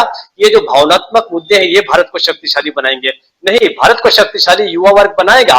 विवेकानंद ने कहा था लगभग 100 साल पहले कि भारत जो है 100 साल बाद जागृत होगा, वह तब जब यहाँ का युवा जागृत हो जाएगा। तो युवा जागृत तब होगा जब इन इश्यूज को समझने की कोशिश करें। मुझे बड़ा दुख होता है जब मैं देखता हूं कि हमारा युवा वर्ग और छात्र वर्ग जो है उन पॉलिटिकल पार्टीज के पीछे पीछे जा रहा है या उन धार्मिक कृत्यों में लगा हुआ है जिसके कारण उनका कोई भविष्य नहीं सुधरने वाला है।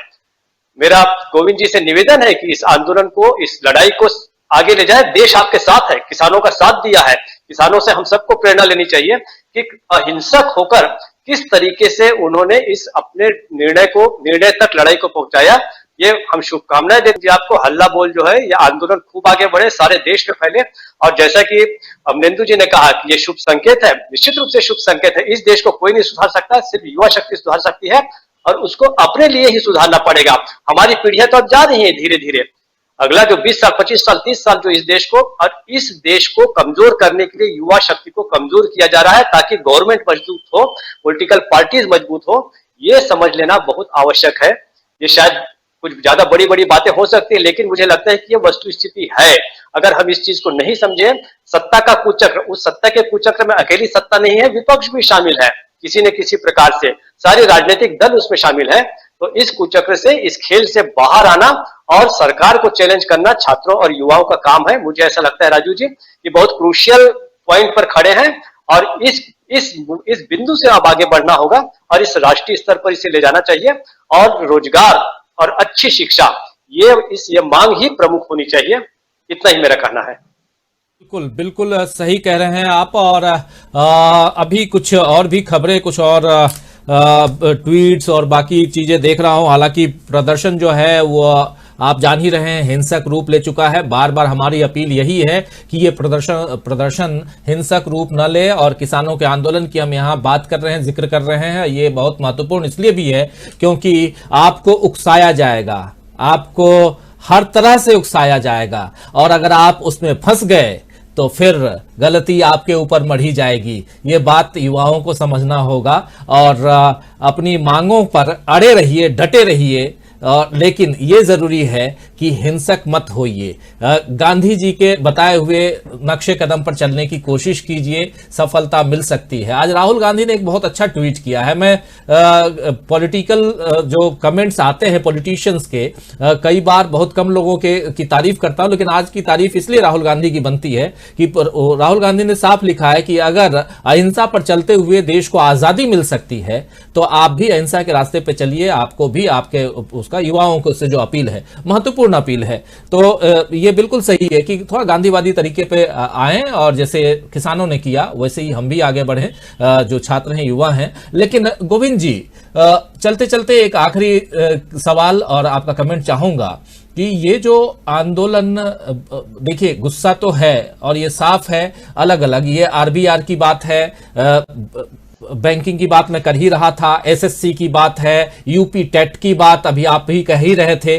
तो ये तमाम ऐसे एग्जाम हैं, नेवी, एयरफोर्स, ये तमाम दूसरे भी है, इन सब में भी, आर्मी, इन सब में भी कहीं ना कहीं लोगों का कहना है कि समय पर हमको अपॉइंटमेंट लेटर नहीं मिल रहा है, बहाली नहीं हो रही है, तो कुछ और है, बहुत कुछ है जिसमें अनियमितता, मैं भ्रष्टाचार ना भी कहूं, अनियमितता ऐसी है कि इसकी तरफ ध्यान देने वाला कोई नहीं है। युवाओं को लेकर के आप लोग एक बहुत अच्छा मंच, बड़ा मंच है आप लोगों का, युवा हल्ला बोल। इस मंच के जरिए अब आगे जो ये आंदोलन अभी तो सामने जो है उस पर हम बात कर रहे हैं, ये जो सामने है इस आंदोलन को किस दिशा में जाते हुए और किस दिशा में ले जाने की कोशिश आप लोग कर रहे हैं, जाते हुए किस दिशा में देख रहे हैं और आपकी कोशिश क्या रहेगी? जी, इस आंदोलन को तो हम लोग देख रहे हैं कि लगातार ये और भी पूरे देश में जाएगा। ये बिहार से निकला हुआ, लेकिन अभी जयपुर में भी लगातार छात्र आंदोलित है, उत्तर प्रदेश में कई सारे जिलों में है, बिहार के लगभग सभी जिलों में है, मध्य प्रदेश में कई जगह से खबरें आ रही है। अब ये जैसे रेलवे के तो एस्पायरेंट हर जगह है, तो ये रेलवे एक मीडियम बन जा रहा है जो छात्रों को एकजुट करने का। और दूसरा, कहीं ना कहीं समस्याएं सभी राज्यों में अलग अलग है। मध्य प्रदेश में शिक्षक भर्ती को लेकर के लगातार प्रदर्शन हो रहा है, मध्य प्रदेश में ही एमपीएससी की भर्ती को लेकर के हो रहा है, राजस्थान में रिट की परीक्षा को लेकर के हो रहा है, झारखंड में जेपीएससी जेएसएससी की परीक्षा को लेकर के हो रहा है। तो कहीं ना कहीं लोग एजिटेटेड है, और ये जो आंदोलन है, जो अभी ये स्पॉन्टेनियस रेलवे का आंदोलन शुरू हुआ है, ये सबको एकजुट करने का काम करेगा। युवा हल्ला बोल की कोशिश होगी कि इस पूरे रोजगार के आंदोलन को युवा आंदोलन में बदलें, जहां पे पढ़ाई, कमाई, दवाई जैसी मूलभूत बातों पे बात हो पाए। हम देश को बताएं, हम सरकारों को बताएं, हम पॉलिटिकल पार्टियों को बता पाए कि अब हिंदू, मुसलमान, चीन, पाकिस्तान या कोई ब्राह्मण, क्षत्रिय, राजपूत, जाट, इसकी राजनीति अब नहीं होगी। इस देश में मुद्दों की राजनीति होगी। अगर आपको राजनीति करना है तो आप बताइए कि रोजगार के माध्यम से क्या करने वाले हैं। कुछ हद तक युवा हल्ला बोल को कामयाबी इस रूप में मिली है कि अभी कांग्रेस ने उत्तर प्रदेश में अपना मैनिफेस्टो जारी किया, जिसमें युवाओं के मुद्दे को रखा है। सपा ने अपने मैनिफेस्टो में रखा है, आरएलडी ने अपने मैनिफेस्टो में रखा। इसी तरह बिहार के इलेक्शन में कुछ हद तक हुआ कि जब तेजस्वी बोलते थे 10 लाख नौकरियां देंगे, बीजेपी बोलती थी 19 लाख नौकरियां देंगे, तो कुछ हद तक ये पॉलिटिकल सेंटर में आ पाया है। हमारी कोशिश है कि और ये प्रमुख मुद्दा बने, क्योंकि अभी हिंदू, मुसलमान, चीन, पाकिस्तान करके किसी को रोजी रोटी नहीं मिलने वाली है। जिसको रोजी रोटी मिलना है, देश को विकास करना है, तो देश में जैसे 130 करोड़ में से 1/130 करोड़ तो हम ही है ना। तो इन युवाओं का जो 65% आबादी है, इनकी अगर शुद्ध होगी, इनको रोजगार मिलेगा, इनको अच्छी शिक्षा मिलेगी, तभी देश का विकास होगा। ये फर्जी चीजें, फर्जी जाति पात फैलाने वालों से दूर हटना पड़ेगा। और हमारी पूरी कोशिश रहेगी कि इस युवा आंदोलन को, जैसा दीपक जी ने बताया, अमलेंदु जी ने बताया, कि एक अवसर की तरह है जो देश में एक क्रांतिकारी परिवर्तन की तरह हो सकता है, जब युवा तय करेगा देश की सत्ता को। क्रांतिकारी परिवर्तन, और जब युवा तय करेगा देश की सत्ता को। युवाओं को टूल बनाने वाली जो सरकारें रही हैं या सियासी दल हैं, उनको भी चेतना चाहिए, और खासकर युवा तो चेते हुए हैं ही, जागे हुए हैं ही। और लेकिन युवाओं के ऊपर लाठियां बरसाने से पहले जरा हुक्मरानों को भी सोचना चाहिए कि किन के ऊपर आप लाठियां बरसा रहे हैं। देश के भविष्य के ऊपर, कल के ऊपर ऐसा मत कीजिए। जैसे अभी दीपक जी कह भी रहे थे कि 20-30 साल आगे के बारे में जो पीढ़ी है, पीढ़ियां जाती रहती हैं, नई पीढ़ियां आगे आती रहती हैं। नई पीढ़ियों के ऊपर लाठियां बरसा करके आप क्या बताना चाहते हैं, क्या दिखाना चाहते हैं, इस देश को किस दिशा में ले जाना चाहते हैं, यह तो समझने की जरूरत है। अब समय खत्म हो चुका है। गोविंद जी, आप जुड़े और अपना बहुमूल्य समय आपने निकाला इस गंभीर चर्चा के लिए, आपको बहुत धन्यवाद देता हूं।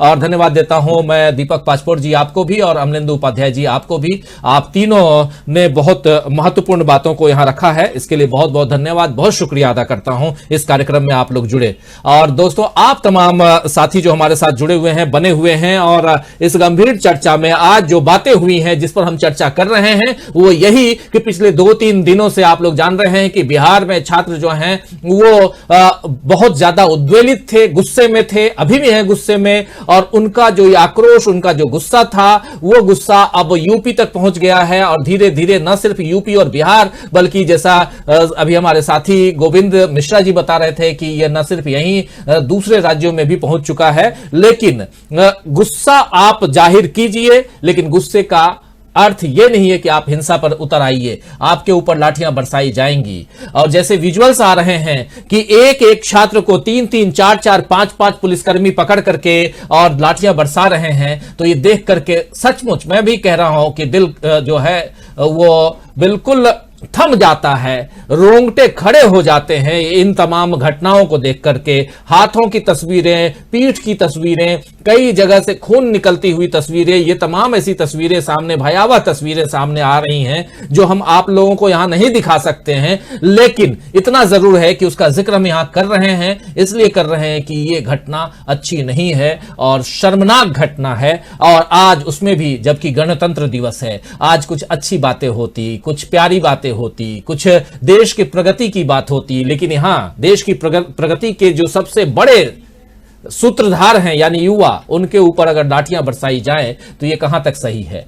रेलवे रिक्रूटमेंट बोर्ड एनटीपीसी जो है, जिसका फुल फॉर्म आपको हमने बताया कि नॉन टेक्निकल पॉपुलर कैटेगरी में जो के तहत जो एग्जाम लिए गए हैं रेलवे रिक्रूटमेंट बोर्ड के, ग्रुप डी की परीक्षा, और उस परीक्षा को लेकर के अब फाइनली 4 लोगों की कमेटी रेलवे रिक्रूटमेंट बोर्ड ने बैठा दी है। लेकिन युवाओं को, बेरोजगारों को, जो छात्र जो इसमें जो इसका आंदोलन में जो प्रोटेस्ट कर रहे हैं, आंदोलित हैं, उनका कहना है कि हमें ये कमेटी स्वीकार नहीं है। अब आगे क्या होगा ये समझना होगा, लेकिन अभी भी जो प्रॉब्लम है, जो समस्या है, उसका समाधान सामने नजर नहीं आ रहा है।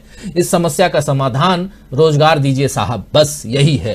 रोजगार जनरेट कीजिए। आप रेलवे को बेच दिए, आपने हवाई जहाज बेच दिया, आपने एयरपोर्ट बेच दिया, आपने बस अड्डों को बेच दिया, आपने बैंकों को बेच दिया, मतलब निजी हाथों, बेचने का मतलब निजी हाथों में दे दिया। आप तमाम ऐसी नवरत्न कंपनियों में से कई के शेयर आप धीरे धीरे खत्म कर रहे हैं। ये जो कर रहे हैं, इससे आने वाले समय में युवाओं का क्या होगा? आप आज हैं, कल नहीं रहेंगे, लेकिन कल को जो आएगा वो क्या करेगा, कैसे खाएगा, कैसे रोजी रोटी चलेगी, ये तमाम चीजें तो समझनी होगी। अगर आप ये नहीं समझेंगे तो देश कैसे आगे बढ़ेगा? बहुत सारे साथी लगातार कमेंट लिख रहे हैं, कुछ लोगों के कमेंट लेना जरूरी है, लाजमी समझता हूं।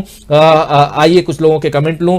लोनली सोल हैं जो कह रहे हैं कि मूर्खों को अंधभक्त बनाया गया और अंधभक्त को मूर्ख बनाया गया। ऐसे ही योगी ने 5 साल, मोदी ने 8 साल बिताया। अपने बच्चों के भविष्य का सत्यानाश करने के लिए बीजेपी को वोट करें। गुजरात मॉडल मतलब पढ़ाई लिखाई छोड़ो, पकौड़े तलो। कमेंट है, बहुत अच्छा कमेंट किया है इन्होंने, तारीफे काबिल लोनली सोल ने कमेंट किया है। लेकिन इससे विपरीत ये जो परिस्थितियां हैं, जो आज की जो भयावह परिस्थिति है, वही यहां बताने की कोशिश कर रहे हैं। और मनोज श्रीवास्तव लिख रहे हैं कि और दो बीजेपी को वोट।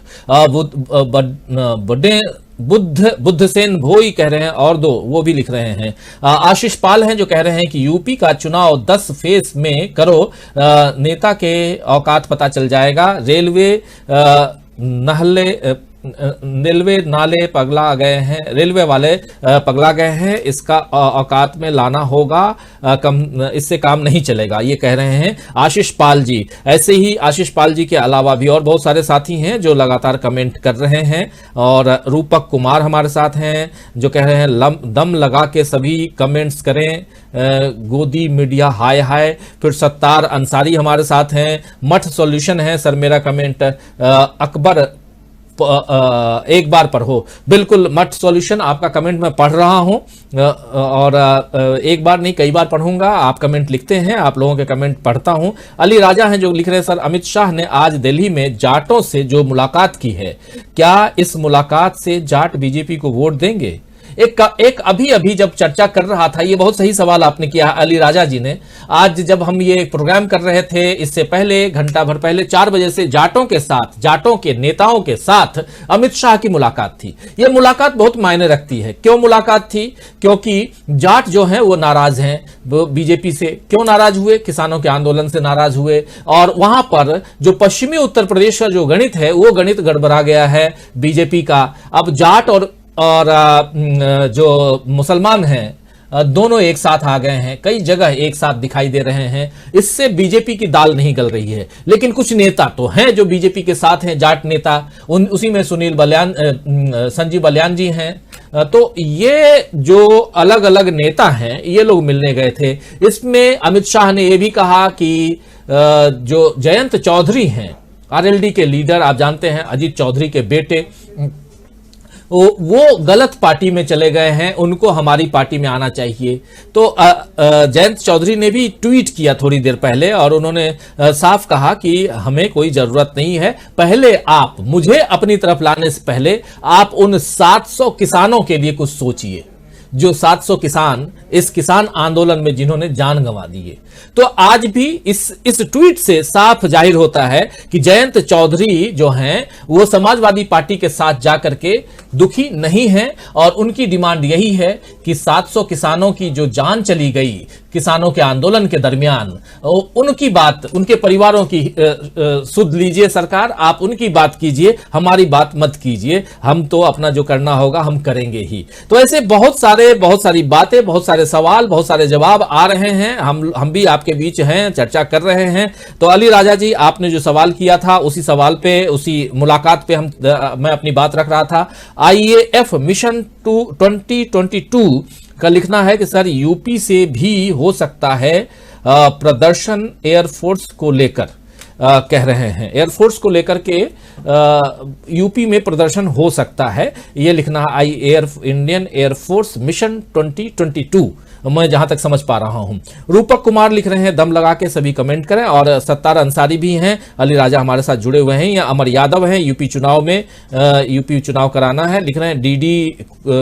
डीडी लिख रहे हैं कुछ जाट तो बीजेपी में हैं, उन्हीं से मिले हैं अमित शाह, बिल्कुल सही कह रहे हैं। दीपक कुमार रेलवे कैलेंडर 2 लिख रहे हैं। फिर कमलेश कसाना है जो कह रहे बीजेपी हटाओ देश बचाओ। SS विचार हैं, देश चलाना आता नहीं, हिंदू करके सत्ता में आएंगे। और ऐसे ही जसवंत यादव भी हमारे साथ बने हैं, अफरोज जी हमारे साथ बने हुए हैं, ऐसे ही अफरोज हैं, हरिओम जी हैं। हरिओम कह रहे हैं कि कोई किसान बीजेपी को वोट नहीं देगा, नकली किसान बीजेपी को मिलते रहते हैं और स्टेटमेंट देते रहते हैं। राजीव जी, बबलू 5G रेलवे की बात लिख रहे हैं। सोनू वॉरियर लिख रहे हैं स्टूडेंट यूनिटी जिंदाबाद। कमलेश कसाना है बीजेपी हटाओ देश बचाओ लिख रहे हैं। फिर अजय इंफ्रा हैं जो कह रहे हैं जो छात्र पिट रहे हैं वो 80% वाले हैं कि 20% वाले हैं। ये बहुत अच्छी बात आप पूछ रहे हैं यहाँ पर। दीपक सिंह परमार लिख रहे हैं सर इलाहाबाद में कल बहुत मारा गया है,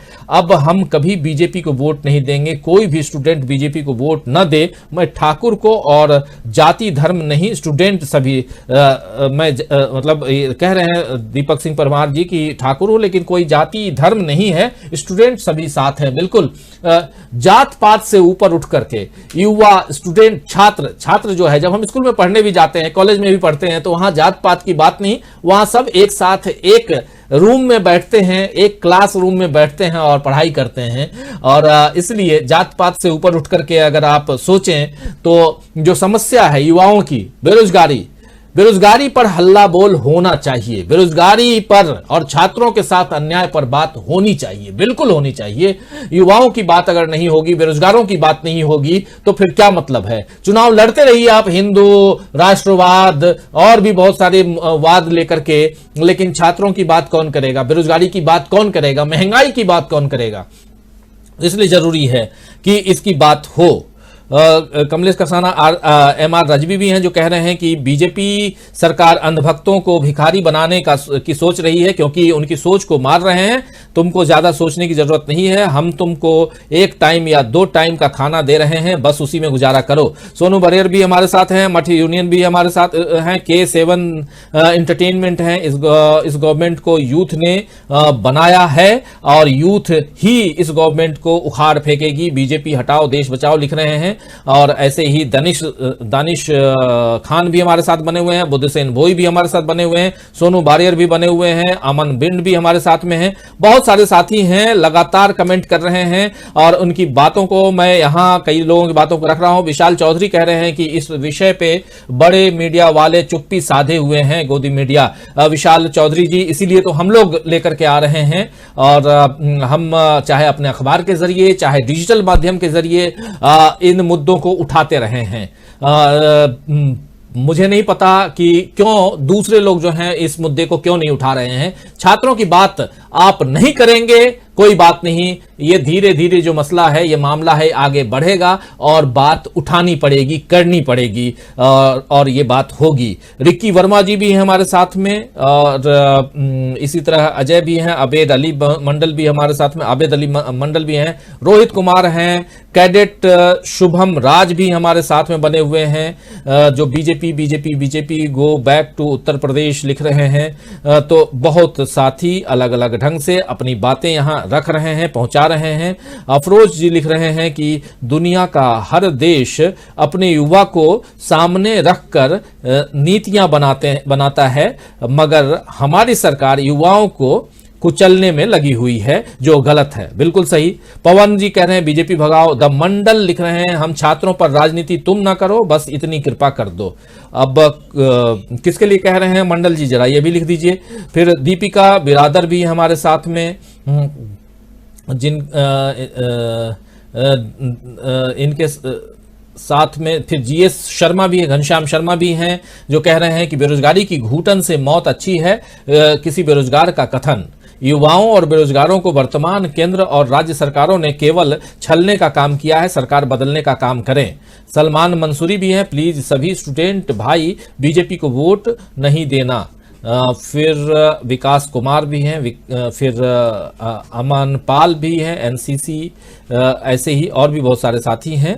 लेकिन दोस्तों आज अब इस कार्यक्रम को समाप्त करने की इजाज़त चाहूँगा आप लोगों से। और बहुत लोगों के यहाँ कमेंट आ रहे हैं, बहुत लोगों के कमेंट नहीं पढ़ पा रहा हूँ। दीपांशु ठाकुर भी हमारे साथ में हैं, फिर हमारे साथ में सर्वेश भी हैं, द मंडल तो हैं ही हमारे साथ में, और फिर सर्वेश हैं, रश्मि मिश्रा हैं, भाजपा भगाओ देश बचाओ, A2 सर का लाडला, 10 मार्च को अखिलेश आ रहे हैं सर लिख रहे हैं। और ऐसे ही और भी बहुत सारे साथी हैं जो कमेंट कर रहे हैं, जो अपनी बातों को रख रहे हैं, और ऐसे और भी।